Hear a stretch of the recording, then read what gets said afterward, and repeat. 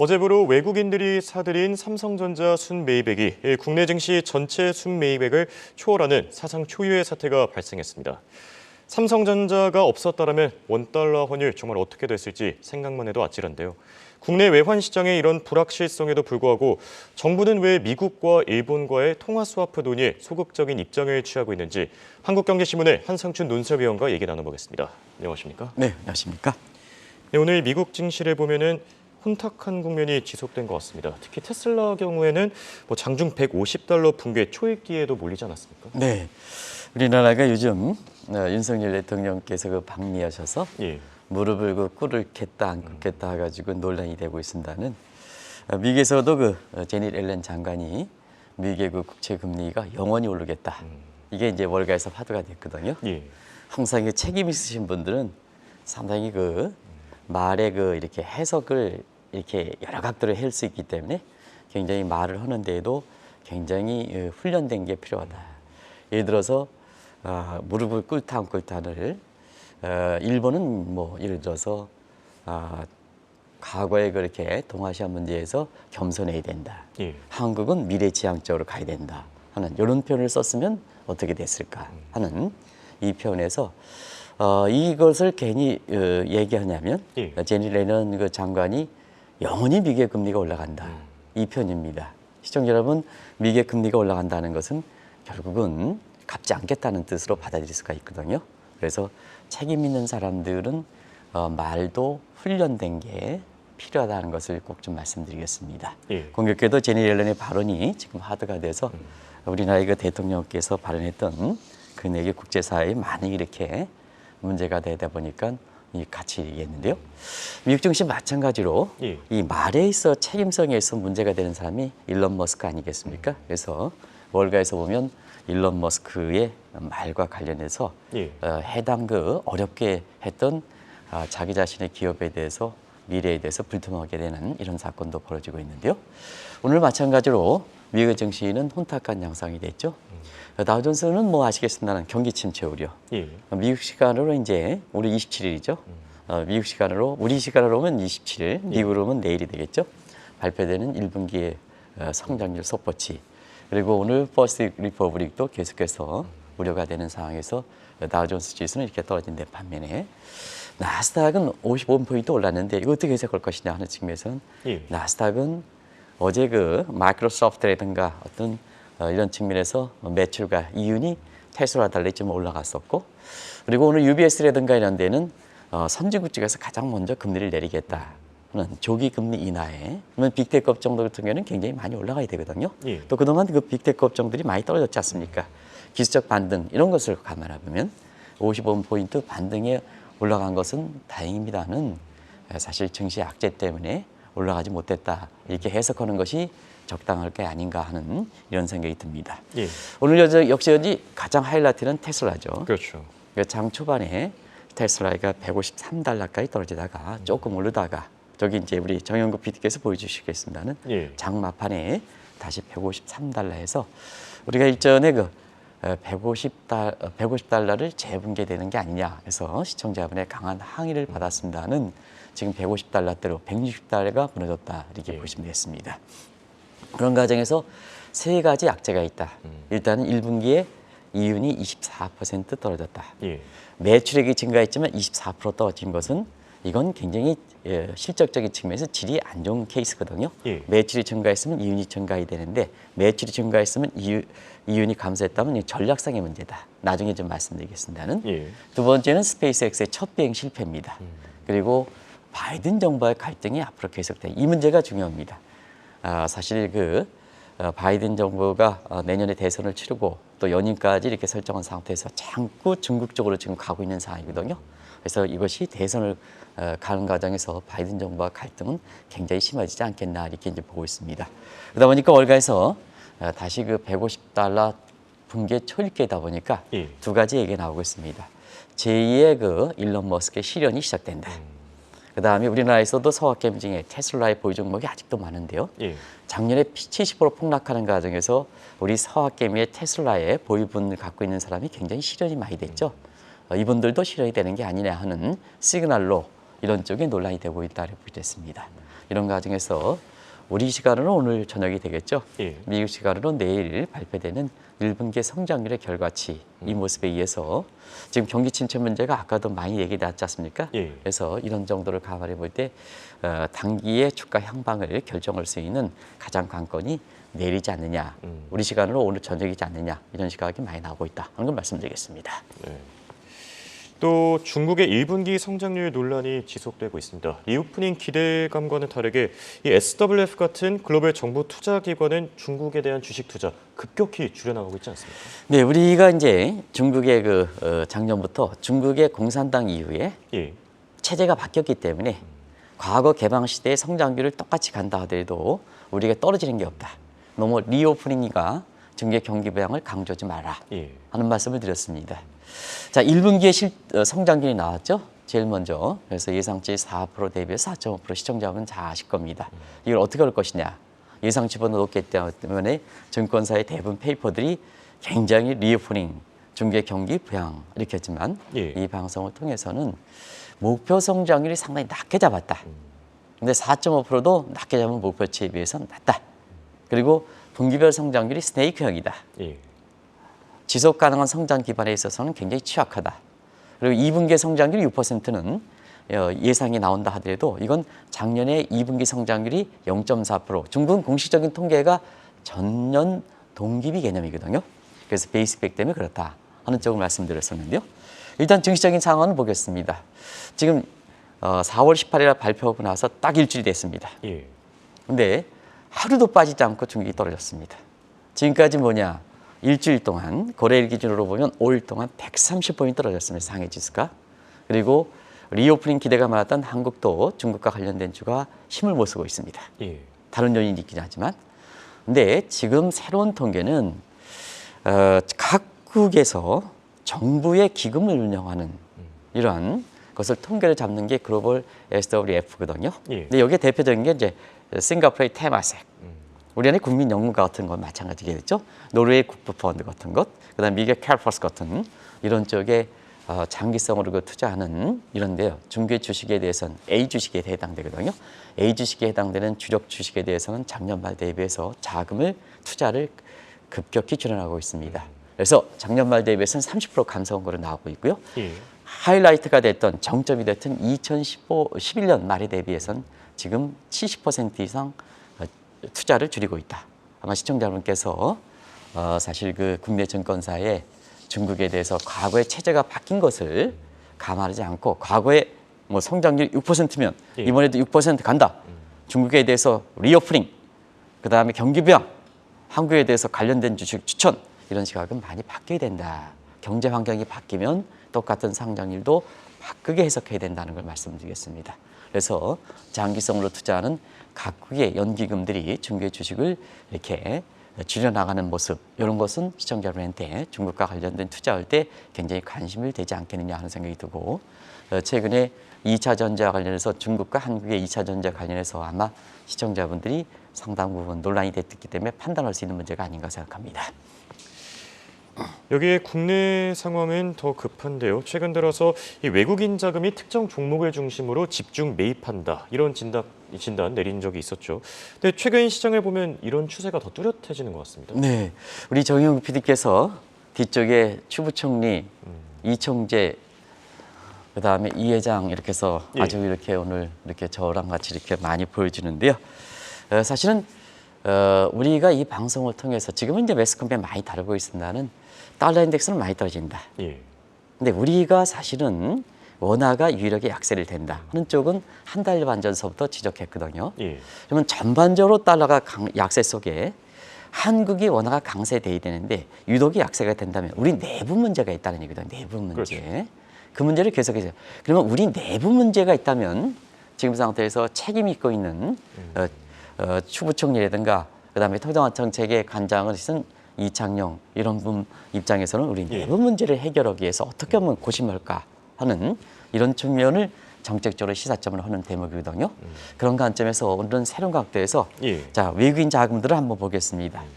이달 들어서는 올해 외국인 자금이 1분기 때와 달리 사실 이달 들어서는 외국인들이 들어온다 하더라도 다른 패턴을 갖고 있다 하는 말씀을 드렸습니다.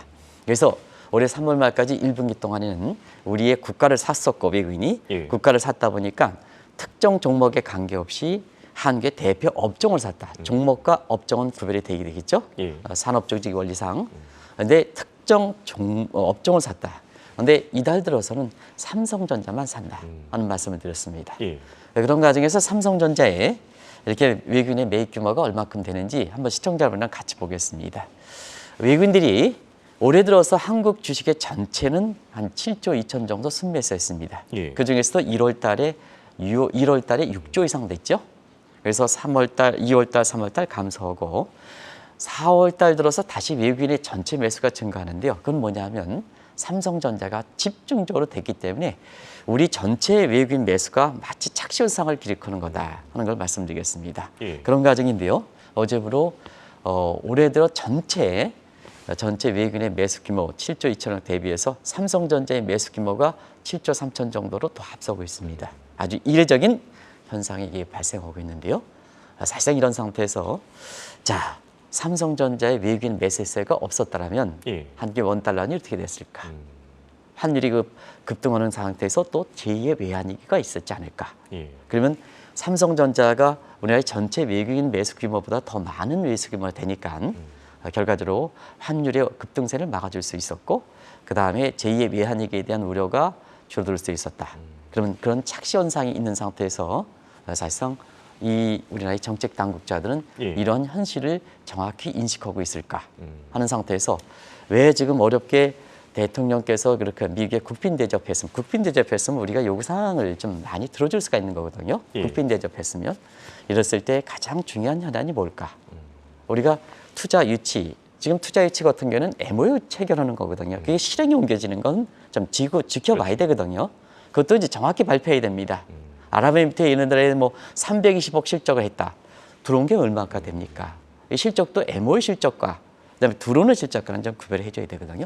그런 상태에서는 우리 외환 사정을 가만히 볼 땐 한미 간 통화 수합 문제는 사실 이번에 적극적으로 좀 의제에 좀 들어가야 되지 않느냐.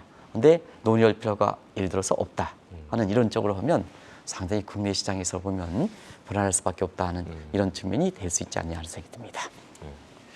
다들 궁금해할 사안으로 보이는데요. 최근 들어서 우리 경제 좀 좋지가 않은데 외국인 자금은 왜 계속해서 들어오는 겁니까? 네, 그게 이제 다들 궁금하죠. 어제도 강남 지역에 이제 도곡에 가서 강의할 때 어떤 분이 강의 이후에 이 질문을 좀 해주시는데요. 우리 방송에서는 한번 말씀드린 적이 있었습니다. 뭐 시청자 여러분, 우리 펀더멘탈이 굉장히 안 좋죠. 뭐 작년에 성장률 마이너스 0.4, 올해 플러스 0%를 이렇게 벗어나지 못했고 무역 수지 적자가 굉장히 확대되고 있다. 이런 쪽인데 우리 외국인 자금들의 추이를 한번 보겠습니다. 자, 외국인 자본들 펀더멘탈이 괜찮았던 것이 2019년입니다. 들어오긴 들어왔습니다. 7조 들어왔죠. 근데 여기에 흐트러지기 시작한 데가 사실 코로나 이후다. 코로나 때는 뭐 다들 아시겠지만 이때는 코로나 환경 때문에 21조간 우리가 에서 빠져나갔고요. 2022년 작년도에도 11조가 빠져나갔습니다. 근데 올해 들어서는 이례적 현상이 나타나는 거죠. 펀더멘탈이 작년 대비해서는 더 안 좋은데 외국인 자본이 들어온다. 그럼 이거 어떻게 올 것이냐? 많은 사람들이 경제 이론의 사람을 보면 주가는 그 나라 경제 실상을 반영한다. 한국 경제가 좋아야 외국인들이 들어오고 금리가 올라가고 원화 가치가 강세가 돼야 되는 이런 국면인데요. 지금 자 한국 경제 안 좋은데 외국인 자본은 들어오고 원화는 사실은 약세가 이렇게 달러 약세 속에 원화가 강세가 되어 있는데 원화가 약세되고 여러 가지 어려운 혼탁한 사안이거든요. 그런 과정에서 증시만 보겠습니다. 왜 한국 경제가 펀더멘탈이 이렇게 안 좋은데 올해 들어서 외국인 자본 들어올까? 비교적 큰 건물에 들어올까 하는 측면은 지금은 세계가 하나이기 때문에 우리가 United States of World다. 그래서 미국은 하나의 컨트리가 아니라 네이션이 아니라 스테이트라는 표현을 썼습니다. 세계는 하나다. 미국은 스테이트, 한국도 스테이트, 주다, 일본도 주다. 이렇게 하다 보니까 자, 우리 경제 성장률이 외국인 자금의 투자 매력도를 결정하는 게 아니라 또 국내 그 투자자들도 한국 경제 성장률보다는 미국의 경기 문제에 더 민감하다. 그래서 홍앵커도 한국의 지금 한국경제 TV 방송을 하지만 사실 매일 앞서서 이렇게 새벽 2시나 3시에 나오셔가지고 미국 증시 흐름을 하고 이렇게 하는 것도 바로 그런 측면 아니겠습니까? 이 시청자분의 요구문이 강하기 때문에 두 번째는 경기 순환상 보면 성장률이 낮은 게 중요한 게 아니다. 예. 마이너스 0.4, 그다음에 플러스 0.3 이게 중요한 게 아니다. 경기의 저점이 중요하다. 그런 측면을 이제 감안하셔야 되고, 그다음에 지금은 기업 권력이 국가 권력들이 높기 때문에 국가 전체는 경제가 안 좋더라도 예. 삼성전자 같은 이런 데 매력을 느끼면 앞서 말씀드린 같이 전체 외국인 매수보다는 삼성전자의 외국인 수가 크지 않습니까? 예, 그렇죠. 기업 이상이 크기 때문에 그렇다는 걸 좀 말씀드리고, 그 요인과 함께 그리고 환율에 대해서 환착이 있으면 펀더멘탈과 관계없이 들어온다. 이런 요인이 아마 경제 여건상으로 보면 안 좋은데도 불구하고 외국 자본이 들어오는 원인이다 하는 걸 말씀드리겠습니다.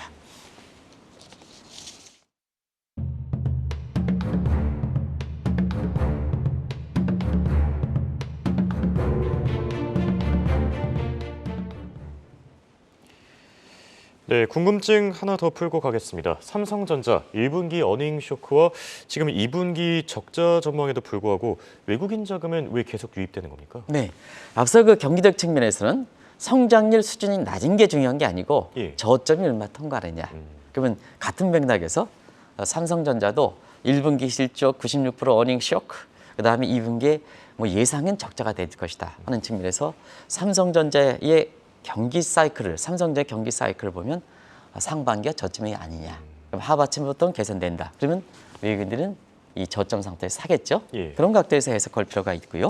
그다음에 오늘도 테슬라의 주가가 $150 재분기될 초입기에 됐습니다는 삼성전자와 테슬라의 똑같은 1, 4분기에 자 테슬라는 24% 마이너스 됐고요. 예. 삼성전자는 마이너스 96% 쇼크가 됐는데도 불구하고 왜 테슬라라든가 그 다음에 삼성전자에 대해서 사실 투자자의 입장은 서로 정반대일까 하는 예. 측면은 결국 이윤 감소에 대해서 대처 방안이 잘못됐다는 얘기죠. 그러니까 전략상의 문제라는 얘기죠. 그렇죠. 그런 측면에서 누차 말씀드린 테슬라는 초반부터 일론 머스크가 매출을 증대시키고 마켓쉐어를 증대시킨다. 그러면 다른 사람의 이윤을 뺏는 전략을 취하는 거죠. 자기만 살겠다는 전략이죠. 예. 근데 삼성전자는 사실은 감산한다. 그러면 인류 기업 입장에서 감산하면 초기에 고통과 희생은 따르죠. 예. 근데 수급을 개선시키면 인류 기업이 아니면 개선시키기 어렵죠. 뭐 조그만 기업이 수급 개선시킨다. 그럼 뭐냐? 수급 개선이 안 되는 거죠. 예. 그래서 초기에 희생과 따르지만 반도체 시장의 근본적인 초과 공급 상태를 개선시킨다는 얘기입니다. 그러면 이제 궁극적으로 시간이 가면 결과적으로 매출 증대하고 기업 이윤이 증대하지 않겠느냐 하는 이런 측면에서 사실상 전략상에서 보면 지금처럼 시장 경제가 통용되지 않을 때는 공생적 관계를 유지하는 것이 사실 그 지금의 우리 그 한국경제신문의 사장께서도 항상 관계를 중시하라. 그 다음에 ESG에서 소셜 밸류에서 사회적 가치를 중시하라. 가버넌스 이런 것을 상당히 강조하시는 이런 덕목인데요. 지금 하이 커넥션 소사이티 소셜 네트워크에서는 앞서 말씀드린 같이 앨런 장관이 어떻게 얘기하느냐, 윤석열 대통령이 어떻게 하느냐에 따라서 초연결사에선 다양하게 해석되거든요. 예. 그 때문에 관계가 중요한 겁니다. 관계가 중시하는 측면에서는 다른데 이 손해를 미치지 않고 같이 공생을 해야 시장에서 평가가 제대로 된다. 이번에 SG증권 발문이라는 문제도 자기만 살겠다고 이렇게 주가를 조작하다 보니까 결과적으로 많은 피해가 되는 거 아니겠습니까? 예. 요즘 뭐 가수가 뭐 얼마큼 뭐 피해가 됐다 이렇게 하는데요. 사실 어렵게 살아가는 사람들 아니겠습니까? 그런 측면에서 다른데 피해를 미치는 이런 문제에서 일론 머스크의 전략이 상당 부분 이기적 관점이 되기 때문에 이렇게 ESG 어떤 소셜 밸류에서는 긍정적으로 평가받지 못한다 하는 것을 바로 전략상의 문제가다 이렇게 보시면 되겠습니다. 또 일각에서는 외국인 자금이 지금 삼성전자에 집중적으로 몰리는 배경에 이 하반기 이후부터는 원달러 환율이 하락할 것이다. 이것을 노렸다라는 평가도 있습니다. 하반기에 원달러 환율이 떨어진 다음엔 예. 원화가 강세되겠죠. 그렇죠. 그러면 지금 환율이 1,336원 정도 되는데요. 떨어지면 한차익이 된다. 그러면 한국의 주식을 산다면 삼성전자 같은 대표 기업을 사는 게 아니냐 하는 이런 쪽의 시각에서 한착을 겨냥하는 게 아니냐 하는 이 시각인데요. 예. 오늘 그런 개연성도 있습니다. 왜냐하면 UBS가 사실 지금 경기 침체 문제가 되고 이런 측면에서 이제는 금리 인상 문제보다는 금리가 뭐 인하될 것이다. 또 조기에 금리가 내릴 것이다. 예. 선진국 중에서는 UBS 같은 경우는 가장 먼저 금리가 내릴 것이다. 이런 측면이 되지 않습니까? 예. 그런 측면에서 달러 인덱스는 지금 101선 정도에서 많이 떨어진 양상인데 우리가 원화가 약세돼서 지금 전체적으로 외환시장, 국제 외환시장이 달러가 마치 강세가 되는 것처럼 착각을 하고 있습니다는 착시가 되고 있습니다는 예. 지금 국제시장에서는 사실 달러는 상당 부분 이렇게 약세가 되고 있다 하는 측면을 말씀드리겠습니다. 그러다 보니까 자 우리가 지금 비정상 상태인데 우리 국내 외시장도 결과적으로 보면 정책 당국이 제대로 해서 정상만 찾으면 달러 인덱스가 떨어져 원화가 떨어져 그러면 외국인 입장에서는 앞으로 원달러에 떨어지면 지금 상태에서 한국 주식을 사는 게 낫죠. 예. 삼성전자 사는 게 환착이 되는 거죠. 그렇죠. 그런 쪽의 시각이 될 수 있다. 그래서 우리 정책 당국자의 지금의 현재 입장을 파악하고 앞으로 어떻게 정책을 대응할 것이냐 이게 굉장히 주목된다 하는 입장에서 우리 정영국 PD께서 이 추부총리라든가 이 총재의 얼굴 사진을 크게 걸어놓은 것이 아닌가 하는 생각이 듭니다. 네. 사실 지금 외국인들이 삼성전자를 집중 매입하고 있습니다만 국내 이 외환 시장에서 상황은 그리 썩 좋지만은 않은 것 같습니다. 썩 좋지 아주 안 좋죠. 예. 달러 인덱스와 그다음에 원달러 환율 간의 괴리가 많이 심해지죠. 그리고 내부 문제에서 그걸 뭐 누차에 말씀드렸는데요. 2월 초에 달러 인덱스가 100일입니다. 근데 원달러 환율이 1228원이었습니다. 이때가 이제 사실 우리나라의 그 4.3기 성장률이 발표되기 바로 직전이었었는데요. 예. 사실 4분기 성장률이 마이너스 0.4에서 아주 안 좋게 나왔지 않습니까? 무역세 적자도 계속해서 이때가 하이라이트가 돼서 200억 달러 이상 적자가 됐던 상태거든요. 예. 그 이후부터 국제 외환시장의 달러 인덱스와 한국의 내부적인 문제에선 어려움에 따라서 원달러 환율 간의 괴리 현상이 많이 발생했다. 자, 얼마큼이냐?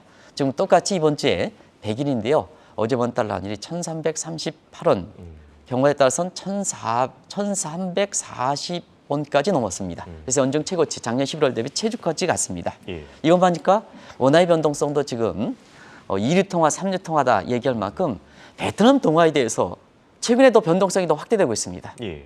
그렇습니다. 5배 이상 한국의 외형상으로 규모를 볼 때는 세계 10대 경제 대국인데요. 사실 GDP 규모라든가 시가총액이라든가 외환보유라든가 이런 쪽에서 당신들 입에서도 우리 외환보유가 세계에서 뭐 7번째, 9번째는 많다는 거 아니겠습니까? 예. 그게 모르면 뭡니까? 시장에서 금융 변수로 보면 베트남 동화보다도 우리의 원화 변동폭이 5배나 높은데요. 근데 사실상 지금 상태에서 우리의 그 달러 인덱스에 대해서 원화가 괴리가 되고서 원화만 유독히 약세되고 원화의 변동성도 이렇게 동화에 비해서 5가지 1위 통화가 나는데 왜 그러면 외환위기를 겪은 상태에서 낙인 효과가 있는 상태에서 윤 정부 입장에서는 미국과도 통화수합협정을 얘기를 안 하겠다. 일본과도 통화수합자에서 이렇게 논의가 배제되겠다. 그러면 누구나가 앞서겠죠? 누구나 외국인 입장에서도 캐션을 그리는 거죠. 예. 더더구나 외국 자본에선 전체 외국 자본에서 삼성전자가 지금 더 많아서 삼성전자가 없다면 이렇게 미국과 통화수합이라든가 일본과 통화수합 안 하겠다. 안 하겠다는 얘기는 아니겠죠. 예. 소극적 입장에 취하는 입장에서 정책 당국이 우리의 현실을 제대로 알고 있을까 하는 측면에서는 국민 입장에서는 불안감을 많이 가질 수밖에 없죠. 예. 그런 측면을 지금 외환시장 모습에서 보여주고 있다는 걸 말씀드리겠습니다. 어디까지나 가정이긴 합니다만 만약에 삼성전자가 없었더라면 원달러 환율이 치솟으면서 외환 위기가 발생할 가능성 이 부분에 대해서는 어떻게 생각하세요? 많이 궁금하겠죠. 만약에 삼성전자가 올해 그 외국인들이 예. 집중적으로 매수하는 이것만 없었다면 어떻게 됐을까? 일단 원달러 환율이 지금 어제 1336원 8원 걸리고 있습니다는 분명히 말씀드린 것은 이게 1,400원 넘었다 이렇게 보시면 되겠습니다. 일부에서 2,000원 정도 하는데 그렇지 않습니다. 왜냐하면 7조는 우리가 지금 상태의 수급으로 보면 10억 달러당 10원이 왔다 갔다 합니다. 그러면 이제 7조를 하는 것은 이게 지금의 베이스로 보면 우리가 보면 한 70억 달러 정도 되는데요. 70원 정도의 상승 효과가 있다. 삼성전자 외국인 매수가 안 됐지 않았다면 예. 그래서 지금의 1,338원 대비해서 70원을 올라간다면 1,300원 정도는 넘었을 것이다. 그래서 여기 심리적 효과가 있다면 작년 초에 1,448원 정도 이 정도는 갔을 것이다. 그래서 일부에서 2,000원 갔을 것이다. 이건 너무 강한 이야기다.